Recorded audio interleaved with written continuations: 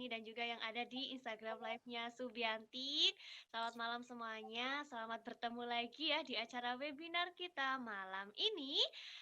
Yang pasti itu bakal seru banget ya, bakal menarik banget dan pastinya sayang banget kalau sampai dilewatkan ya. Dan jangan lupa ya, selalu sehat dan cantik bersama Subianti. Oke, ternyata ini dari Neng Rosita kayaknya lagi ada trouble mungkin ya. Kita sambil tunggu ya. Oke, ya, ternyata sedang ada trouble ya. Oke, jadi teman-teman semuanya sambil tunggu Neng Rosita join lagi ya. Untuk malam ini kita akan ngobrol-ngobrol lagi ya seputar, shibori ya, kain shibori. Mungkin teman-teman juga pernah mendengar nih karena kita juga pernah membahasnya ya waktu, apa namanya, kalau nggak salah di bulan-bulan Agustus sih kalau nggak salah ya. Sekarang kita akan membahas lagi nih ya tentang kain shibori yang pasti itu bakal seru banget, yang pastinya itu bakal bermanfaat banget buat teman-teman semuanya ya. Sudah ada dari Neng Indri. Halo Neng Indri, selamat malam, selamat bergabung. Halo, Oke, selamat malam. oke, iya. Dengan narasumber ahlinya ya malam hari ini, beliau adalah Neng Kristiana Feni Rosita ya, atau biasa disebut dengan Neng Rosita. Halo Neng Rosita, Ya, selamat malam. halo, selamat Apa malam kabar Neng semuanya. Rosita hari ini? Ya, bagus hari ini Oh, semuanya baik. berjalan dengan lancar sepanjang hari. Kebetulan juga cuaca cerah ya hari ini. Oke, ya. Semoga teman-teman semuanya juga dalam keadaan baik ya. Oke, buat yang belum kenal Neng Rosita ya, beliau ini adalah seorang owner ya teman-teman ya, atau seorang founder dari Rosita Batik Shibori yang mana beliau ini memulai usahanya sejak tahun 2017. Nah, Ya, tadi kita ngomong-ngomong cuaca ya, cuacanya ternyata hari ini sedang cerah, tapi tiba-tiba bisa, hujan ya, iya ternyata cuacanya betul. sekarang itu lagi nggak menentu, kadang panas, kadang Mm-mm. hujan ya, yang pastinya itu apa namanya, bakal berpengaruh banget ya buat kesehatan kita, ya nggak? Bener nggak Neng Rosita? Iya, bener banget. Kayak kemarin ya, ini saya kan lagi di Surabaya ya. Kemarin tuh hujan deras banget sepanjang hari dan derasnya itu sampai hujan angin gitu kan. Oh, Tapi hari iya. ini itu panas banget sepanjang hari. Jadi kayaknya cuacanya lagi ekstrim banget ya. Betul, heeh heeh, betul banget ya. Kayaknya mulai dari penghujung tahun ya, Neng, ya? Penghujung tahun Mm-mm. 2022, sampai ternyata di awal tahun pun masih dengan cuaca yang ekstrim. Nah, kalau Mm-mm. dari Neng Rosita sendiri, gimana sih cara menjaga kesehatan nih di cuaca yang sedang ekstrim seperti ini, Neng? Ya, yang pertama ya sebenarnya banyak faktor. Yang pertama dari diri kita sendiri juga ya, karena itu kan faktor eksternal ya, kalau dari cuaca dan sebagainya gitu ya. Tapi dari faktor diri kita sendiri itu juga perlu perhatian khusus ya. Misalnya ya kita memang harus menjaga kesehatan. Menjaga kesehatan itu berarti artinya kita harus makan makanan yang sehat gitu ya. Memang makanan yang enak-enak itu eh, banyak yang makanan gak sehat ya, mengandung kolesterol gitu ya. Tapi kita harus mulai menjaga makanan kita yang kita asup itu harus makanan yang lebih sehat gitu ya. Itu yang pertama. Kemudian uh, yang kedua kita harus juga punya waktu yang cukup ya untuk istirahat, karena bagaimanapun juga regenerasi sel kita kan akan berjalan pada saat kita cukup istirahat, pada saat kita tidur dari jam misalnya jam 10 sampai jam 6, waktu istirahat kita 6 sampai 8 jam itu juga perlu. Kemudian apalagi ya, oh dari sisi pikiran ya, jadi kita harus berpikir think positively gitu ya, jadi berpikir positif itu juga bagus juga gitu untuk meningkatkan imun kita gitu ya. Terus apalagi selalu happy gitu ya, kayak selalu happy. Dan selain itu juga oh pasti olahraga yang teratur, walaupun olahraganya nggak perlu terlalu berat ya, misalnya tiap hari jalan pagi gitu, pokoknya kita bergerak gitu ya. Nah itu kayaknya beberapa hal itu yang membuat kita tuh keep healthy ya, tetap sehat walaupun di cuaca yang sangat buruk atau ekstrim seperti sekarang ini. Gitu dari saya. Oke, mantap banget nih ya. Ini juga bisa ditiru nih sama teman-teman semuanya ya, sama kita semuanya ya. Pastinya faktor dari internal itu kan juga penting banget ya. Tadi Mm, makanannya ya, itu makanan juga mm, pengaruh banget sih bener ya, pengaruh banget. Istirahat yang cukup, pikirannya harus mm, selalu positif. Kalau pikirannya mm. positif itu kan juga pastinya otomatis bakal happy ya, Neng ya. Ya Terus olahraganya betul, itu juga meningkatkan harus imun kita ya, jadinya betul. imun kita meningkat gitu. Oke, terima kasih banyak nih Nang Rosita ya untuk apa tips-tipsnya ya. Mungkin bisa ditiru juga nih buat kita semuanya. Oke, kita ke topik lagi ya teman-teman ya. Buat sobat Subi di sini yang tahu tentang fashion, yang sudah paham ya di dunia perfashionan, pasti sudah nggak asing lagi nih ya dengan istilah shibori. Namun masih banyak nih orang yang belum mengetahui arti kata tersebut. Nah, shibori adalah sebuah teknik pewarnaan kain yang memanfaatkan ikatan dan celupan untuk menentukan motif pada kain yang populer di Jepang dan telah digunakan sejak zaman Kekaisaran Jepang beberapa ratus tahun yang lalu. Motif yang dihasilkan dan teknik shibori seringkali disamakan dengan tie-dye. Namun, satu hal yang menjadi persamaan antara keduanya adalah pada teknik pencelupan. Nah, untuk hasilnya itu pun bermacam-macam banget teman-teman ya. Salah satunya itu adalah kaos. Nah, ini adalah kreasi kaos unik yang akan kita bahas malam hari ini, yang pastinya untuk hasilnya tuh unik-unik banget ya, dan mungkin dari teman-teman juga nanti bisa nih mengambil ilmunya, bahkan mungkin teman-teman juga bisa mempraktekkan di rumah ya. Nah, untuk lebih jelasnya, lebih lengkapnya nanti akan dijelaskan ya oleh Neng Rosita, dan buat teman-teman nanti yang punya pertanyaan ya, atau mungkin ada pertanyaan seputar materi yang disampaikan malam hari ini, silakan teman-teman bisa langsung dituliskan saja di room chatnya. Nanti akan saya bantu bacakan ya dari Neng Rosita yang akan bantu menjawabnya. Oke? Ya, Dan tanpa berlama-lama lagi, silahkan langsung saja Neng Rosita untuk memaparkan materinya. Silahkan. oke. Saya bisa minta tolong di-share slide saya. Oke, boleh banget. Kepada tim Subi boleh dibantu share screen-nya ya. Ditunggu ya, Neng. Oke.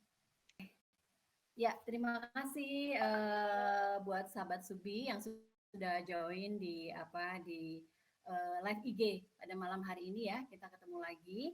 Dulu saya pernah memberikan pemaparan juga tentang Shibori, tapi kali ini saya mau sedikit agak praktek ya gitu dari Shibori.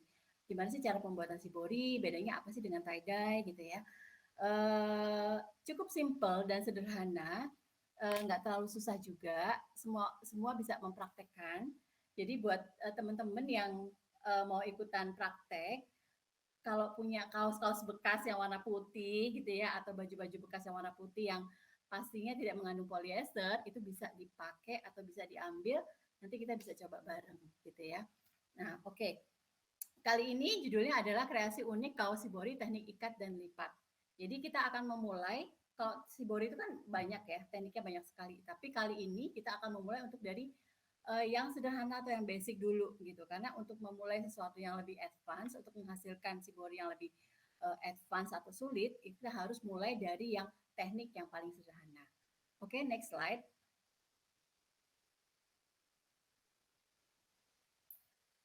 Next slide. Nah, agenda pada malam hari ini saya mau cukup simple aja, cepet gitu ya, karena kita ada sesi prakteknya, jadi biar kita ada sesi tanya jawabnya juga lebih banyak.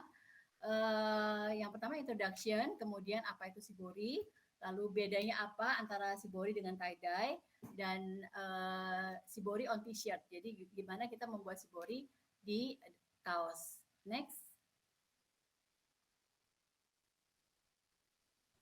Next. Ya, salam kenal. Saya Rosita Feni dari Rosita Batik Shibori yang tadi sudah dipaparkan di awal ya.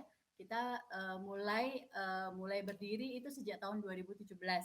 Dan dari tahun 2017, kemudian 2018 kita mulai sedikit aktif, kemudian 2019, 2020, 2021 ternyata ada pandemi, tapi di sela-sela pandemi itu justru saya punya banyak waktu untuk untuk belajar, untuk lebih mendalami Shibori, untuk lebih banyak praktek gitu, mencoba-coba bagaimana teknik-teknik Shibori yang lain dari yang lain, atau yang bahkan yang belum pernah saya pelajari. Dari mana belajarnya? Macam-macam ya, bisa dari internet, bisa dari e-book, bisa dari YouTube gitu ya. Jadi dari manapun bisa kita pelajari. Next. Next slide. Nah, oke. Sekarang apa itu Shibori? Seperti tadi sudah dijelaskan di awal ya. Shibori itu berasal dari kata Shiboru gitu. Shiboru yang berasal dari Jepang. Jadi Shibori itu sama dengan apa sih? Sama dengan yang bisa kita sebut shape resist dyeing atau tie dye, atau Kalau di Indonesia kita taunya ikat celup ya, ikat dan celup itu sama. Jadi siboru itu arti katanya mengompres gitu. Jadi dari Jepang ya. Jadi selain di Jepang itu juga dulu di Afrika gitu, Amerika ya, mereka juga melakukan itu. Di awalnya di Jepang pun awalnya mereka dari ini ya, dari pakaian atau orang kaum miskin Jepang yang tidak bisa beli kimono gitu kan. Kimono kan apa kain yang bagus ya, yang mahal ya pada waktu itu ya. Akhirnya mereka hanya dari kain-kain itu mereka akhirnya oke mereka ikat-ikat mereka celup. Kemudian tekniknya mulai berkembang gitu. Mulai berkembang dari yang ikat-ikat pakai karet gitu, apa pakai tali gitu. Kemudian pakai perintang-perintang yang lain sampai akhirnya berkembang dengan cara nui shibori atau stitch shibori. Stitch shibori itu seperti kalau kita di batik gitu ya, kita bikin batik itu kan pakai apa canting dan malam ya. Tapi kalau di Shibori, yang stitch Shibori atau Nui Shibori itu menggunakan jarum dan benang. Jadi kita bisa gambar sesuka hati kita, bisa membentuk apa bentuk atau gambar sesuka hati kita, kemudian kita jahit, kita tarik dengan sangat kencang, lalu kita lakukan pencelupan. Dan di situ untuk apa? Untuk yang tidak tercelup itu akan menghasilkan motif. Oke, next. Jadi pada waktu itu di Jepang sekalipun ya, akhirnya dari teknik-teknik yang biasa dan sangat sederhana itu akhirnya berkembang menjadi shibori dan akhirnya menjadi sebuah kebudayaan di Jepang. Jadi menjadi sebuah kebudayaan bahkan sekarang bahkan kimono-kimono pun akan dibuat dengan cara teknik shibori gitu.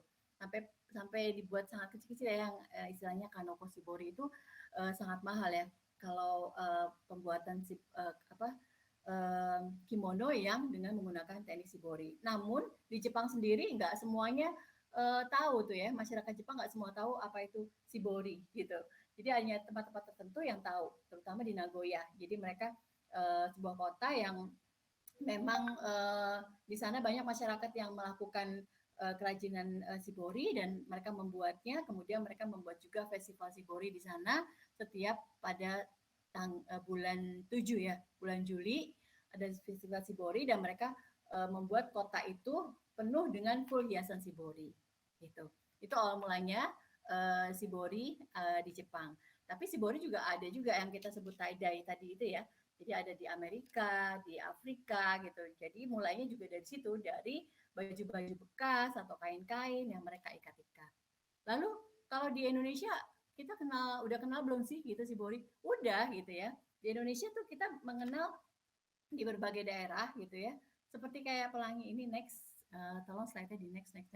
Seperti pelangi ya, itu cinde di Palembang. Jadi gambar yang paling kiri itu pelangi atau cinde ya. Jadi dia dari Palembang atau tritik atau jumputan. Nah, tritik atau jumputan itu yang gambarnya warna hijau, jadi ada jumputan kecil-kecil dijumput gitu ya, istilahnya dijumput, diikat gitu. Itu jumputan atau tritik. Itu banyak kita temukan di Jawa atau di Solo ya. Ini sangat terkenal juga. Dan ada juga yang namanya sasirangan. Itu di Banjarmasin seperti yang berwarna-warni ini. Sasirangan. Jadi sasirangannya bentuknya lebih lebih lebih bervariasi dan dia juga sudah menggunakan stitch shibori. Jadi menggunakan jarum dan benang untuk cara pembuatannya. Nah, ini adalah bagian-bagian atau yang namanya pelangi, cinde, tritik, jumputan, sasirangan itu adalah sudah menjadi sebagian kecil teknik dari shibori sendiri. Nah, kalau Rosita Batik Shibori, kita mengembangkan selain teknik yang kita ikat, lipat, dan kompres, juga kita membuat stitch shibori seperti yang digambar di sebelah kanan ini. Jadi dari dress yang warna putih, baju yang warna putih, atau kain yang warna putih bersih, kita gambar, kemudian kita jahit-jahit, kita ikat, dan akhirnya kita celup. Setelah ikatannya kita lepas, akhirnya terbentuklah motif seperti itu. Next slide. Nah, kemudian penasaran kan teman-teman Subi, gimana sih caranya membuat shibori gitu kan? Teknik-teknik apa yang ada? Nah, kalau kita lihat di slide ya, saya bilang lebih dari 550 teknik ya, banyak sekali gitu. Tapi kita nggak perlu menghafal karena semua itu bahasanya dengan menggunakan bahasa Jepang gitu ya. Tapi ada dua hal ya. Yang pertama itu adalah teknik yang ikat kompres lipat. Jadi teknik yang sederhana itu teknik yang mengikat, ya mengikat dengan karet, mengikat dengan benang, mengompres itu maksudnya dengan satu benda dari bawah dan di atas, kemudian dikompres gitu ya, kemudian diklem gitu ya. Terus juga dilipat-lipat seperti lipat harmonika, eh, lipat ke bawah, ke depan, nah, pokoknya dilipat-lipat gitu ya. Nah itu ada yang teknik namanya kanoko, miura, ada itajime, kumo, arashi, tesuji gitu. Nanti beberapa kita bisa praktek ya untuk yang teknik-teknik dasar ini. Nah kedua yaitu teknik menjahit atau stitch atau kita bilang dengan nuishibori. Ini dengan caranya yaitu dengan menjahit seperti saya buat kasih contoh ya di sini. Nah, ini adalah teknik nuishibori. Jadi saya itu bikin ikan nih. Ini kan ada ya kelihatan gambar ikan ya. Nah, gambar ikan ini saya gambar dulu, gitu ya. Kita gambar dulu. Terus nanti kita jahit nih, gitu. Kita jahit-jahit. Nah, ini kan ada gambar ikan.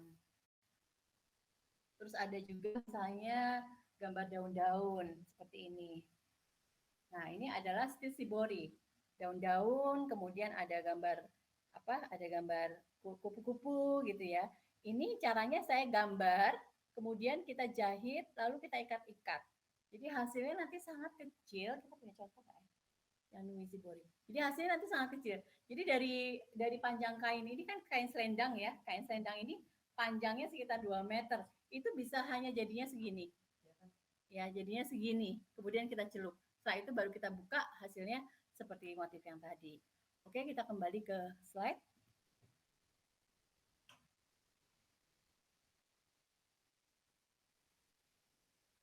Bisa kita kembalikan ke slide. Sambil menunggu kembali ke slide. Nah, ini ada salah satu contoh ya di sini. Nah, ini yang ada sudah diikat-ikat. Sudah kita ikat-ikat. Jadi kecil seperti ini. Oke, seperti ini. Nah, ini adalah teknik yang disebut dengan teknik nuishibori. Jadi teknik ini bisa kita pelajari, bisa. Semuanya bisa dipelajari. Tapi kita harus belajar mengenai shibori yang teknik dasar dulu, teknik yang ikat-ikat dan lipat-lipat. Karena itu teknik yang paling dasar, yang paling basic, yang paling harus bisa dilakukan gitu sebelum kita mengarah kepada teknik yang stitch shibori. Oke, next. Nah, kemudian kita akan mulai masuk ke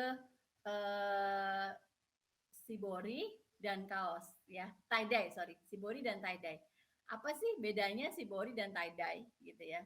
Sebenarnya shibori tadi yang seperti saya bilang, saya jabarkan ya, shibori itu banyak sekali tekniknya gitu, banyak sekali tekniknya. Tapi dia juga punya teknik yang dasar tadi, lipat, ikat, kompres gitu ya. Tapi bukan berarti teknik shibori itu tidak bisa dilakukan di kaos juga gitu ya, seperti gambar cowok seperti ini ya, yang di slide itu teknik lipat, teknik ikat gitu. Jadi itu juga termasuk tie-dye juga. Lalu bedanya apa tie-dye dengan shibori? Tie-dye itu pertama dari cara mengikatnya sih hampir sama ya, cara mengikatnya hampir sama. Cuma shibori itu punya variasi yang sangat banyak gitu. Tapi kalau tie-dye itu biasanya diikat-ikat, dikompres. Nah, yang membedakan itu adalah pencelupannya. Jadi kalau tie-dye itu cenderung atau lebih kepada lebih banyak warna. Jadi lebih banyak warna. Kemudian tie-dye juga bisa dicelup, bisa juga istilahnya disemprot ya, disemprot atau dituang dengan cairan warna gitu. Jadi kita bisa meletakkan di mana letak warnanya. Jadi lebih bisa bervariasi terhadap warna. Karena kita bisa dalam satu kaos atau dalam satu fabric kain gitu ya. Kita bisa setelah diikat-ikat gitu ya, setelah dikompres kita bisa teteskan atau tuangkan pewarna dimanapun yang kita mau gitu kan. Tapi kalau shibori kan tekniknya harus dicelup gitu, harus dicelup. Jadi nanti dia dicelup, kemudian dicelup di satu warna, kemudian nanti dibongkar ikatannya, kemudian diikat lagi, kemudian dicelup di warna yang lain. Nah, bisa menghasilkan beberapa warna berbeda. Oke, next. Nah, ini adalah salah satu beberapa cara atau teknik, bukan cara apa teknik ya. Nah, seperti gambar yang paling kiri sekali, itu salah satu teknik ya pembuatan kaos tie-dye gitu ya, dengan pewarnaan yang bisa warna-warni, pelangi seperti itu ya. Jadi kalau yang gambar yang kedua itu hasilnya seperti yang gambar yang ketiga. Jadi dari kaos itu kita menggunakan bisa menggunakan yang namanya garpu ini ya. Nanti kita buat, kita peluntir-peluntir gitu. Terus nanti kita buat circle seperti itu. Kemudian nanti kita karet ya, kita buat karet, kita ikat supaya rapat dan kenceng gitu ya, supaya nanti tidak lepas pada saat diberikan pewarna. Kemudian kita bisa teteskan warna itu ya, dengan seperti ya adik kecil yang membawa botol itu, kita teteskan warna. Terserah kita mau tetesin warna apa aja, dan berekspresinya lebih banyak yang bisa kita lakukan. Sama halnya dengan yang yang foto yang paling kanan gitu ya, ada foto perempuan dengan kaos ya, itu kan dia warna yang digunakan hanya dua warna, yang biru dan warna pink gitu. Jadi tie dye, kalau kita tahu mendengar kata tie dye itu berarti kita langsung kepikiran yang kaos yang berwarna-warni seperti itu. Jadi selain dicelup, caranya dicelup juga diteteskan pewarna. Itu tie dye. Kemudian next. Nah, kalau ini salah satu, kalau ini adalah shibori t-shirt ya. Caranya gimana? Caranya dicelup. Jadi shibori t-shirt ini dicelup, kita bisa menggunakan teknik yang macam-macam selain teknik ikat tadi. Selain teknik ikat dan kompres, kemudian teknik lipat gitu ya. Kita juga bisa menggunakan teknik stitch atau nui shibori di kaos atau di fabric.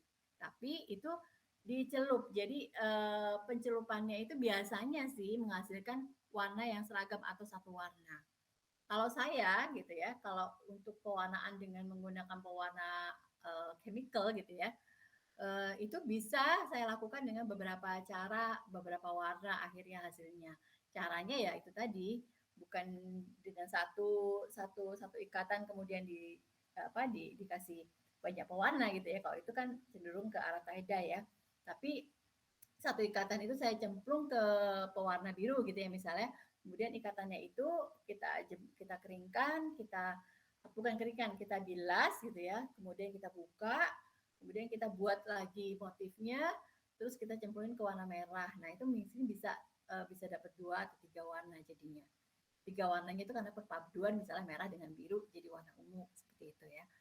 Nah ini adalah shibori t-shirt yang dicelup pewarna indigo. Jadi di situ ada seorang laki-laki yang mencelup dengan pewarnaan indigo. Pewarnaan indigo itu pewarnaan alam ya, pewarnaan dari daun indigo. Nah hasilnya biasanya warna-warna birunya indigo itu agak berbeda ya dibandingkan warna-warna yang biru chemical. Seperti yang di sebelahnya itu adalah kaos-kaos yang setelah dicelup beberapa kali itu baru menghasilkan warna yang lumayan agak gelap. Oke, next. Next slide. Nah, ini adalah contoh sebelumnya, slide yang sebelumnya. Yang tadi ya ada warna merah gitu ya, ada warna kuning mungkin, ada warna hijau ya, ada warna ungu. Itu biasanya pencelupan dengan menggunakan warna naphtol gitu ya. Warna naphtol itu pewarna chemical untuk kain atau fabric ya.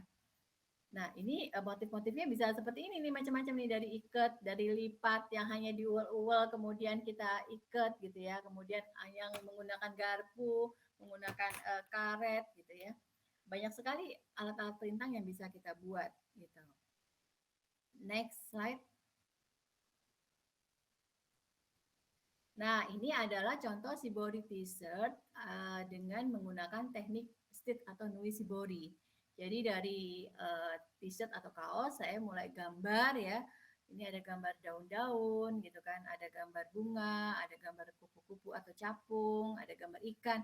Itu saya gambar dulu, kemudian saya stitch shibori menggunakan benang dan jarum, kemudian ditarik dan dilakukan pencelupan dengan pewarna alami indigo. Ini kebetulan contohnya pewarna alami indigo, dan hasilnya setelah di pewarnaan dibuka, nah hasilnya seperti ini gitu. Oke, next. Nah, sekarang untuk membuat shibori on t-shirt itu apa sih bahan-bahan dan alat-alat yang digunakan gitu. Banyak ya, di sekitar kita bisa menggunakan banyak banyak alat-alat gitu ya. Salah satu contoh ini saya siapkan beberapa ya, misalnya karet. Pasti lah ya, ini karet untuk ikat-ikat ini pasti. Tuh, kemudian ada stick ice cream. Nah, stick ice cream ini juga bisa loh dibuat jadi perintang ya. Terus ada juga kayu-kayu, lingkaran-lingkaran kayu gini yang seperti ini, lingkaran-lingkaran kayu. Ini kayu ringan ya, kayu ringan. Jadi saya potong kotak-kotak, ada beberapa ukuran, ada yang panjang, ada yang pendek gitu. Kenapa saya bungkus plastik? Supaya pada saat pewarnaan dia tidak berubah warna ya. Kadang-kadang kita kan mewarnainya dengan biru, besoknya kita warnai dengan merah gitu ya. Jadi kita tidak merusak warna kayu ini. Terus bisa juga dengan apa? Dengan jepit jemuran, misalnya jepit jemuran di rumah kita nih, kan ada jepit jemuran ya. Nah, bisa dipakai jepit jemuran gitu kan.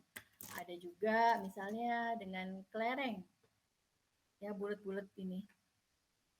Nah, ini juga bisa. Terus apalagi? Ini chopstick, stick apa? Oh, ini apa? Stick sumpit ya, bisa ya dengan sumpit. Kemudian tadi menggunakan garpu itu juga bisa. Kemudian menggunakan tali ini juga bisa ya, pengganti karet gitu ya. Kemudian menggunakan klem-klem seperti ini, itu juga bisa untuk memperkuat memperkuat kompresnya. Terus menggunakan ini akrilik ya. Jadi ini perintang. Jadi saya bikin akrilik kotak-kotak seperti ini gitu ya. Nanti dikompres kain gitu ya. Nanti ditaruh di atasnya gitu. Saya nanti kasih contoh ya. Saya bikin yang kotak-kotak, kemudian saya bikin yang segitiga seperti ini, mungkin juga ada yang lingkaran gitu ya. Nah, ini untuk mengkompres. Sebenarnya untuk mengkompres nggak harus dengan menggunakan akrilik ya, bisa menggunakan apa saja. Misalnya menggunakan apa ya, kayu gitu, balok gitu ya. Selain itu juga, selain yang saya tunjukkan tadi, banyak bisa dipakai ya buat perintang. Istilahnya buat perintang seperti apa ya, tali tambang gitu ya. Atau misalnya juga batu-batuan gitu ya, batu-batuan putih yang bentuknya tidak beraturan gitu ya. Itu juga bisa dibuat gitu. Nah, jadi alat-alatnya itu apa? Perintahnya itu apa? Apa saja yang ada di rumah. Kadang-kadang saya juga bikin pakai tutup botol. Kadang-kadang pakai peralon, gitu kan. Kadang-kadang pakai apa tuh barang-barang bekas seperti misalnya CD, lempengan CD gitu ya, yang sudah tidak terpakai gitu kan. Itu bisa saya kompres taruh atas dan bawah. Kemudian nanti dari kain yang dilipat-lipat saya taruh di atas dan di bawah, kemudian saya klem. Nah, itu juga hasilnya akan bulat-bulat seperti donat. Ya, jadi perintang apapun bisa kita pakai gitu kan, asal kita mencoba untuk berpikir lebih kreatif. Ini kira-kira kalau saya pakai perintang seperti ini hasilnya kayak apa ya gitu. Jadi itu sesuatu yang apa ya, kalau shibori itu kadang-kadang sesuatu hal yang mengejutkan gitu ya. Hasilnya itu bisa amazing banget. Oh, bisa begini ya, bisa begitu ya gitu. Jadi menyenangkan gitu. Makanya saya bilang kalau shibori itu adalah sebuah kreativitas yang tanpa batas karena kita bisa berekspresi apapun di situ. Nah, kemudian bahan-bahannya itu apa sih yang bisa kita bisa kita celup tuh di bahan apa aja gitu ya. Banyak ya gitu. Salah satunya di kaos ya. Kaos nanti pun ada beberapa macam kaos gitu yang bisa dicelup ya. Kemudian di bahan-bahan atau di kain-kain yang warnanya putih polos dan catatan tidak mengandung polyester. Karena apa? Polyester kan plastik ya. Jadi nanti untuk daya penyerapan warna itu tidak akan maksimal.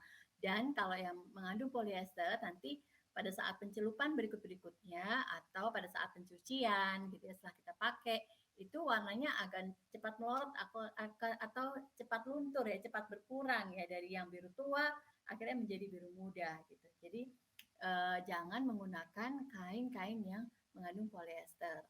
Lalu pakai apa? Banyak, pakai katun bisa, katun primissima, prima, polisima. Jadi kalau kereta kencana, gamelan dan sebagainya itu adalah perek gitu ya. Katun Paris, ada juga dengan menggunakan serat alam, misalnya serat alam nanas gitu ya, serat rami, serat wol, sutra, bambek, kapas ya, katun katun bambu dan sebagainya. Jadi bisa pokoknya bisa menggunakan kain yang tidak mengandung polyester yang warnanya polos atau putih gitu ya. Atau misalnya warnanya mau kuning gitu ya, tapi saya celup biru ya nggak apa-apa, nanti dasarnya jadi tetap warna kuning gitu ya. Next. Next slide. Oke. Karena sekarang kita mau menyelup di kaos ya. Saya mau memberikan sedikit informasi tentang jenis-jenis kaos ya. Jenis-jenis kaos tuh apa aja sih yang bisa kita celup gitu ya. Yang pertama itu ada katun combat. Katun combat itu memiliki sifat yang dia mudah banget menyerap keringat. Jadi nggak panas ya kalau dipakai ya. Katun combat kan ada yang 30S, 20S, 24S gitu ya. Tapi yang memang paling banyak yang dipakai itu yang 30S. Yang contohnya seperti yang ini. Nah, seperti ini. Jadi untuk katun combat itu, kaos dengan katun combat itu udah oke lah ya. Maksudnya dia penyerapan warnanya juga udah bagus ya. Kalau dipegang-pegang juga udah halus gitu ya. Dia juga nyerap keringat gitu. Jadi semakin kerapatannya semakin rapat, dia semakin bagus. Kemudian ada juga yang disebut dengan katun bambu. Katun bambu itu adalah campuran 70% serat bambu dan 30% serat katun gitu. Jadi daya serapnya juga sangat bagus tuh gitu. Misalnya seperti ini. Nah, ini adalah katun bambu. Jadi dia lebih lemes ya, lebih lemes, lebih lembut juga gitu kan, lebih lembut juga dan lebih kalau kita celup itu eh, lebih lebih enak dipakainya gitu ya daripada yang katun combat tadi. Oke, balik ke slide.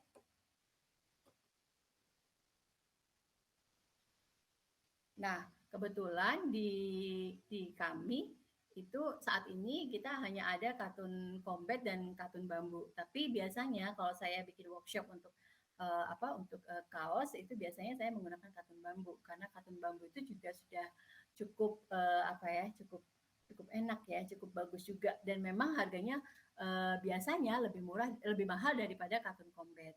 Ada juga katun modal yang terbuat dari 50% serat kayu dan 50% serat katun. Dan dia bedanya dia agak berkilau ya. Terus ada juga katun kadet yang 100% katun. Ya, jadi dia lebih mahal nih ini katun kadet ini, tapi agak jarang kalau di Indonesia. Katun supima atau superior prima itu juga agak jarang di Indonesia. Jadi dia ada berasal dari perkebunan yang ada di Amerika Serikat. Mahal kualitasnya juga dibandingkan dengan yang lain-lain. Jadi di Indonesia yang sering kita bisa dapatkan dan yang cukup mewakili dan cukup oke ya kualitasnya itu adalah katun combat dan katun bambu. Dan biasanya kalau misalnya saya workshop itu saya lebih memilih katun bambu. Oke, next. Nah, sekarang kita belajar tentang pewarnaan. Jadi selain tadi alat-alat yang digunakan, kemudian bahan-bahannya juga kaos maupun kain-kain, fabric gitu juga ya. Lalu yang tidak kalah penting adalah pewarna. Ya, pewarna kita bisa menggunakan pewarna chemical, juga bisa menggunakan pewarna alam. Kalau pewarna chemical bisa menggunakan pewarna naphtol seperti yang digambar ya. Di gambar yang sebelah kiri dan tengah itu pewarna naphtol dan pewarna remasol yang sebelah kiri, yang paling sebelah kanan, pewarna remasol. Jadi untuk pewarna naphtol lebih banyak variasi warnanya dibandingkan dengan pewarna remasol. Next slide. Pewarna remasol itu biasanya kita gunakan untuk teknik-teknik shibori yang kita sebut teknik lipat itajime atau seka. Itu yang paling banyak untuk pewarna naphtol. Jadi untuk pewarna remasol. Kalau pewarna naptol nanti kita akan menggunakan pewarna naptol ya. Contohnya seperti ini. Nah, seperti ini ya, contoh pewarna naptol. Jadi dia ada bagian garam diazonium atau caustic soda yang kemudian dilarutkan, dan ini pewarnanya atau naptolnya. Jadi garamnya itu perbandingannya sama pewarnanya naptol itu 1:1. Dari ini kan berapa gram? 25 gram ya masing-masing. Jadi 25 gram ini untuk 1 liter air, 25 gram naptol ini untuk 1 liter air. Jadi untuk yang caustic atau garam diazonium biasanya dicampur dengan air mendidih dulu untuk bisa larut dengan baik ya. Kemudian sedikit aja kasih air mendidih supaya dia larut dengan baik. Setelah dia tercampur sempurna, larut dengan sempurna, baru kita tambahkan menjadi 1 liter air. Jadi kalau kita beli pewarna naptol itu biasanya dikasih segini nih, seperti ini gitu. Gimana belinya? Kalau saya itu belinya di Jogja ya. Kalau di Surabaya mungkin ada, tapi saya biasanya belinya di Jogja. Buat teman-teman yang mau tahu belinya di mana, nanti saya bisa kasih informasinya. Nah, ini perbandingannya antara yang garam dengan yang naptol itu 1 liter banding 1 liter. Kalau kita misalnya mau bikin berapa, mau nyelup 2 kaos atau 3 kaos ya kita butuh 2 gitu, 2 bungkus gini atau 3 bungkus. Jadi lebih di 2 liter air atau di 3 liter air lebih enak ya kita nyelupnya supaya kita mencelupnya lebih rata gitu ya, lebih kerendam semuanya dengan air. Oke, next slide. Nah, selain dengan pewarna chemical ya, yang biasa kita gunakan yaitu pewarna naptol, kita juga menggunakan pewarna alam. Ya, pewarna alamnya biasanya yang kita gunakan adalah indigo pasta atau indigo powder. Jadi indigo itu ada indigo vera tinctoria, ada juga indigo strobilanthes fuchsia gitu ya. Jadi bedanya apa? Sama-sama menghasilkan warna biru, tapi mereka berasal dari tanaman yang berbeda. Jadi kayak yang di atas itu adalah gambar yang di sebelah kanan ya, yang di atas itu adalah indigo vera strobilanthes fuchsia. Kalau yang di bawah itu adalah indigo vera tinctoria. Kalau yang di bagian atas adalah indigo strobilanthes fuchsia.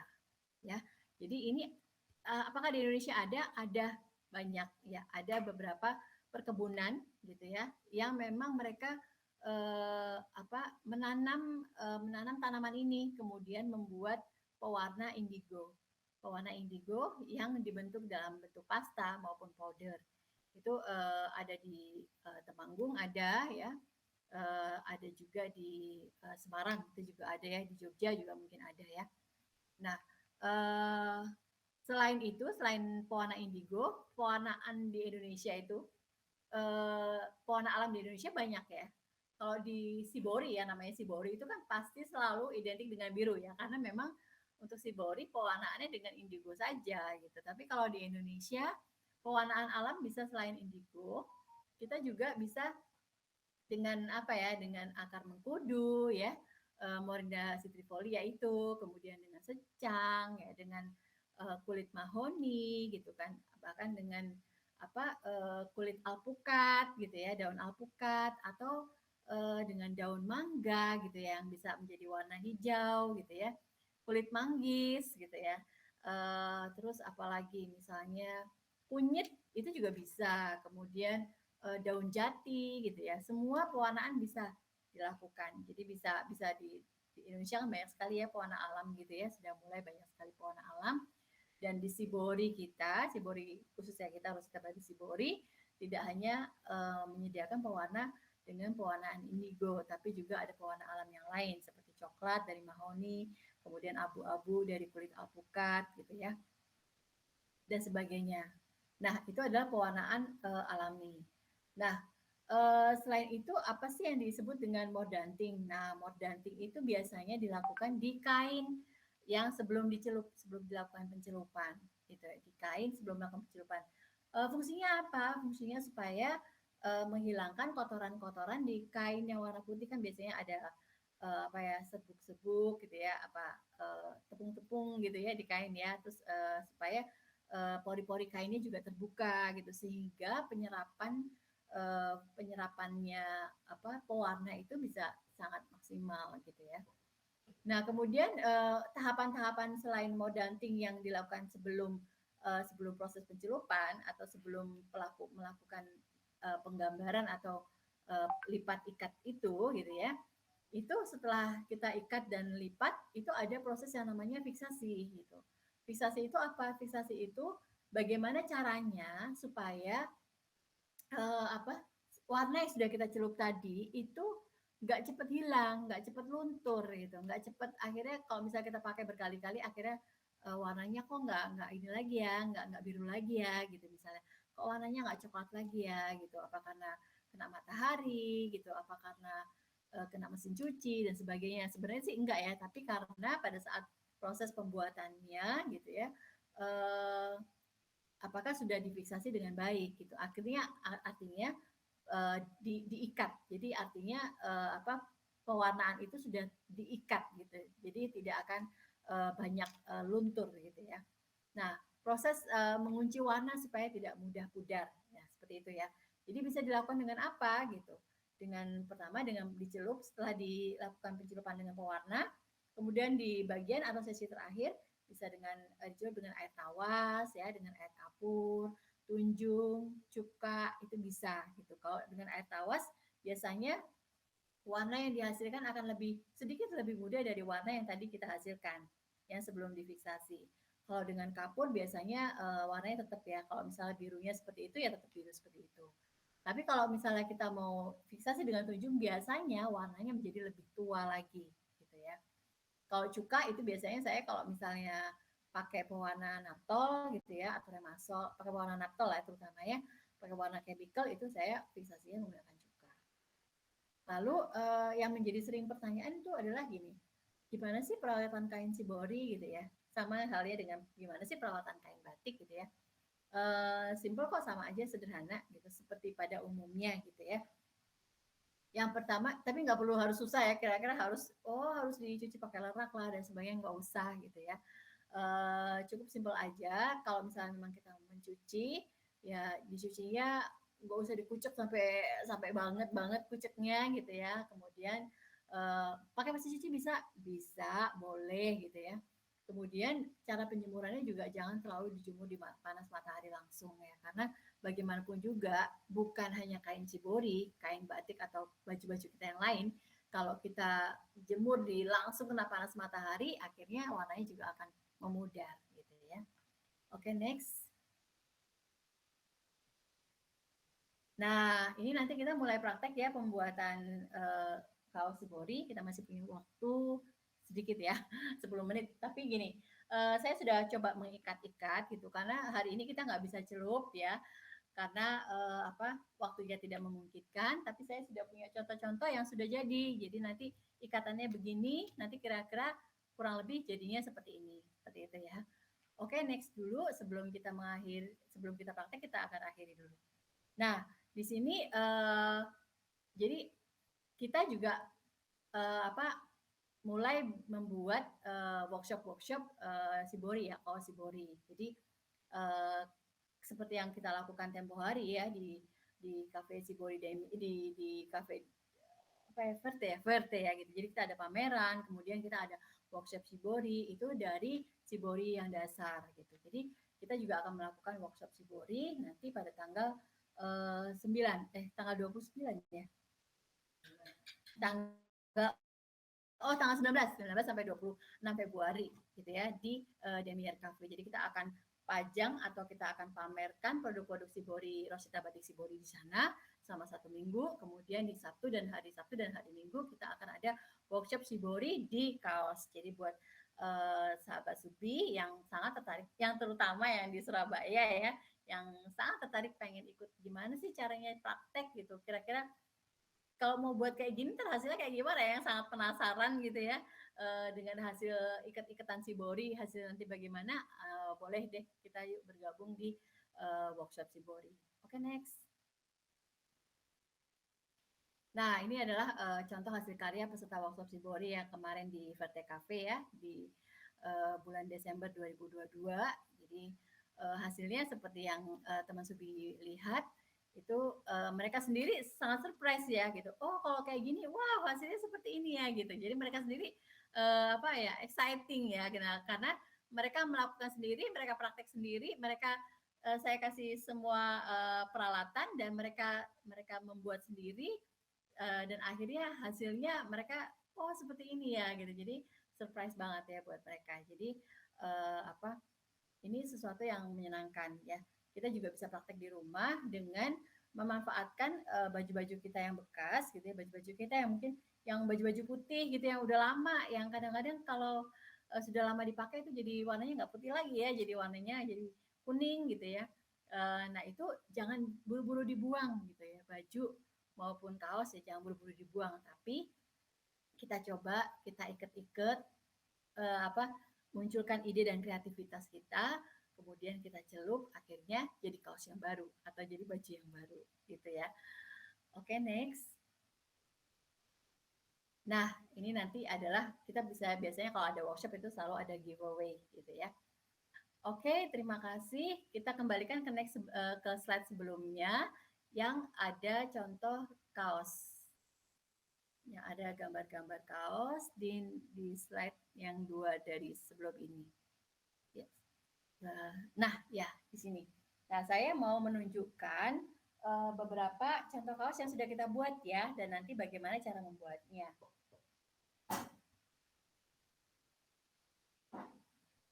Kelihatan nggak ya? Nah, ini adalah kaos. Sorry. Ini adalah kaos yang kita buat. Nah, ya udah oke, lebih besar ya layarnya. Nah, ini adalah kaos yang kita buat menggunakan apa? Menggunakan dikompres dengan segitiga mika tadi dan dengan ini apa? Bukan chopstick apa? Stick es krim. Dengan stick es krim. Caranya gimana? Caranya seperti ini.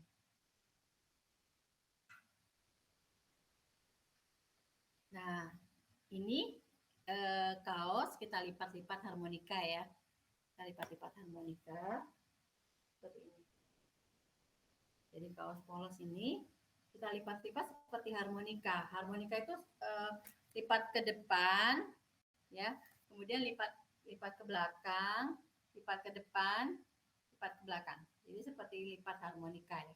Seperti kalau kita bikin apa ya, bikin kipas gitu ya.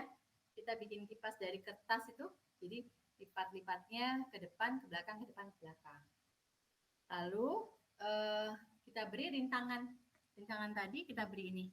Jadi mika yang tadi, yang segitiga itu kita kasih mika. Kemudian di bagian bawahnya juga kita kasih mika lagi. Di bagian sisi sebelah depan dengan di bagian sisi sebelah belakang. Jadi gini ya, bagian sisi depan dan belakang. Kemudian kita akan tahan dengan ini apa? Klem. Jadi klemnya ini lumayan kuat ya, sehingga dia bisa menahan pada saat dicelup. Jadi tidak akan jatuh-jatuh, tidak akan bergeser-geser. Nah, seperti ini. Jadi segitiga yang satu di sini bolak-balik ya, dengan posisi yang sama. Kemudian di bawahnya juga. Dan saya beri ini stick ice cream. Jadi kita pasang stick ice creamnya di sisi depan dan sisi bawah. Kemudian untuk memberi penahannya harus sangat kuat ya. Biasanya kita gunakan karet. Ini.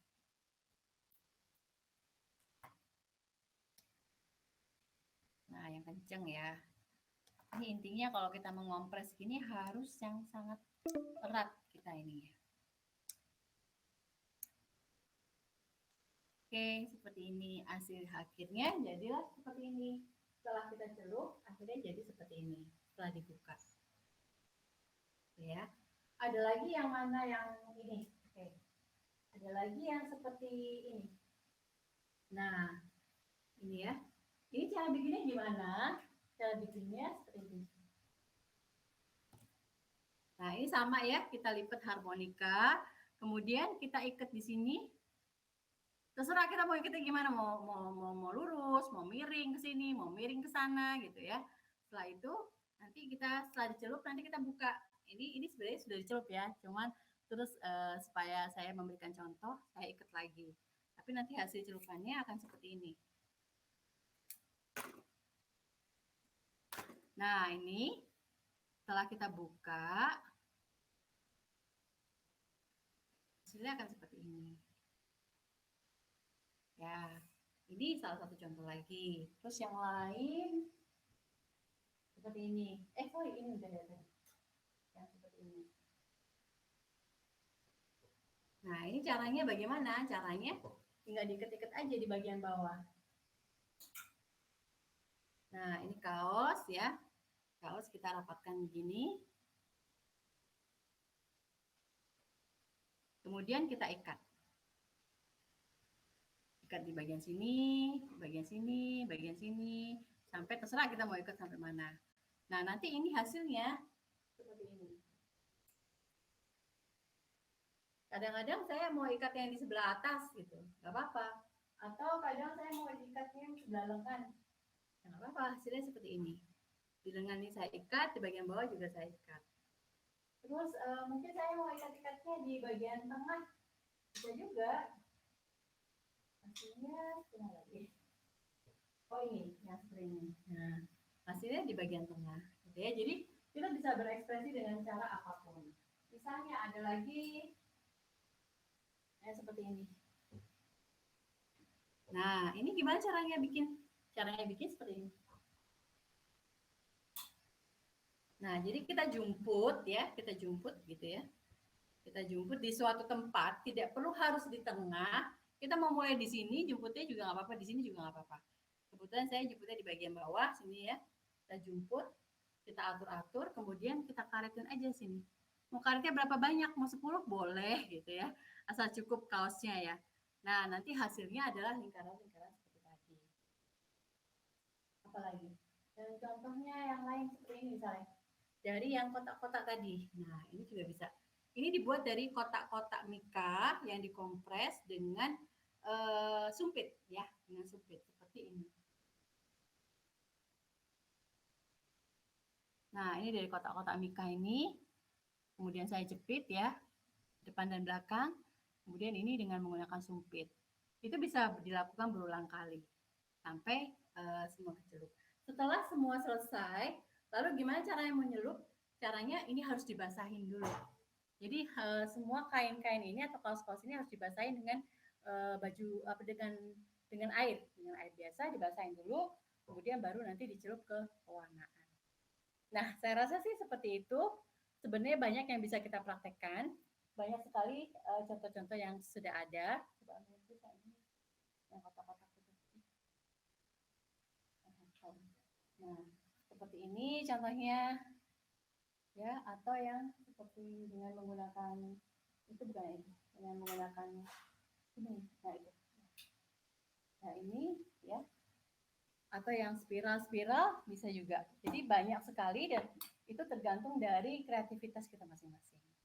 Nah, dari saya kayaknya cukup sekian ya, sudah lebih dari yang saya rencanakan. Masih ada tersisa beberapa menit lagi untuk jika ada yang mau bertanya, sahabat Subi silahkan bertanya. Terima kasih untuk sudah mau sabar menunggu dan mendengarkan pemaparan tentang shibori dan kaos shibori dan bagaimana cara pembuatannya. Saya kembalikan kepada Kak Subi, silakan. Oke, wah keren banget nih ya penjabarannya ini detail banget nih Neng Rosita, keren banget sih. Sampai Sampai nggak ada jeda ya, kecepatan nggak sih? Oh, iya saya takut sih. waktunya mepet. Ini yang tadi agak apa yang nggak disertakan itu di teknik yang pas pencelupannya ya Neng ya? Iya Pencelupannya betul, betul, begitu betul. ya. Sebenarnya udah siapin ya Heeh. tempat-tempat untuk mencelupnya, gimana caranya teknik mencelupnya gitu kan dari yang larutan kaustik dulu, kemudian kita peres, terus nanti masukkan ke pewarna, kemudian baru dibilas gitu ya. Cuman kayaknya waktunya kurang kurang panjang ya. Jadi saya melihat dari yang sudah jadi, kemudian dari yang kaos yang udah jadi itu gimana cara buatnya gitu. Jadi nggak sampai pewarnaan. Oke, ini juga luar biasa banget ya. Mungkin kalau dari Sobat Subi mungkin ada yang, apa, kurang jelas ya, itu, besok kita masih ada satu sesi lagi ya. Jadi teman-teman juga jangan khawatir, kita masih ada satu sesi lagi besok. Kalau dari cara pembuatannya sendiri, Neng Rosita, itu Mhm. biasanya itu memerlukan waktu berapa lama sih untuk satu kaosnya itu? Wah, itu cepet banget ya, gitu. Cepet banget. Kita yang penting ada kaosnya, kita langsung punya ide. Yang lama itu kan idenya, ya kan? Kita mau buat pakai apa sih? Mau buat pakai perintang apa nih, gitu kan? Mikirnya yang lama ini dibuat kayak gimana ya? Ini buat bagusnya kayak gimana? Tapi begitu kita sudah menemukan konsep, oh saya mau pakai, misalnya saya mau pakai ini apa stick ice cream gitu ya.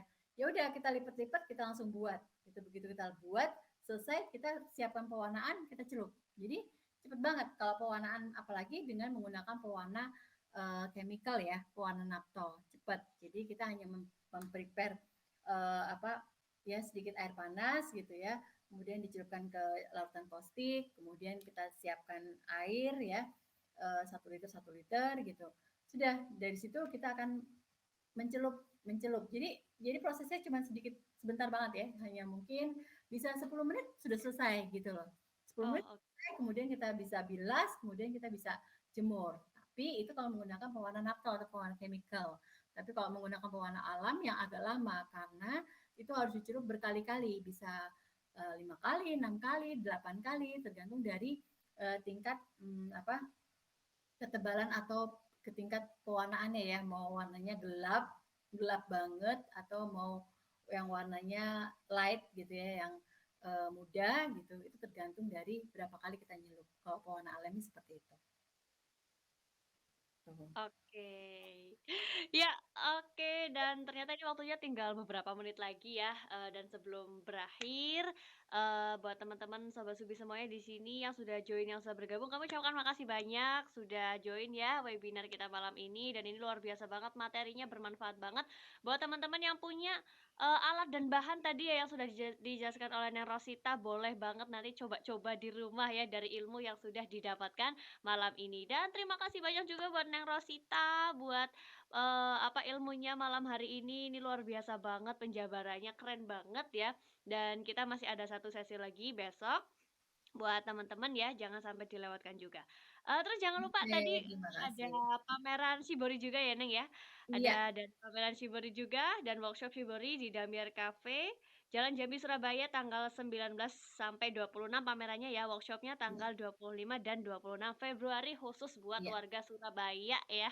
iya. Nanti Atau untuk mungkin langsung keterangan lengkapnya bisa dilihat di Instagram kami ya, Rosita Batik Simbol. heeh. Oke, siap. Mantap banget ya. Dan buat sobat Subi semuanya, jangan lupa buat terus ikutin kita, buat kunjungin kita juga ya di marketplace kita, baik itu yang ada di Shopee, Tokopedia, Lazada, Blibli, Bukalapak, JD.id, Kareso, atau juga Shopify ya. Jangan lupa buat di-follow, jangan lupa buat disaksikan terus, dan buat teman-teman yang mau mengunjungi website kami juga boleh, silakan sekali, tinggal kunjung aja di www.sayabiantik.shop ya. Dan akhirnya Oke, sampailah kita di penghujung acara malam hari ini. Sekali lagi kami ucapkan terima kasih kepada Neng Rosita dan buat teman-teman sama-sama. semuanya. Kita ketemu lagi besok ya teman-teman ya di Oke. apa, telebinar jam 10 sampai dengan jam 11 siang. Terima kasih. Ya. Saya dan Terima Cantik kasih bersama. semuanya. Terima kasih sahabat Subi. Selamat malam.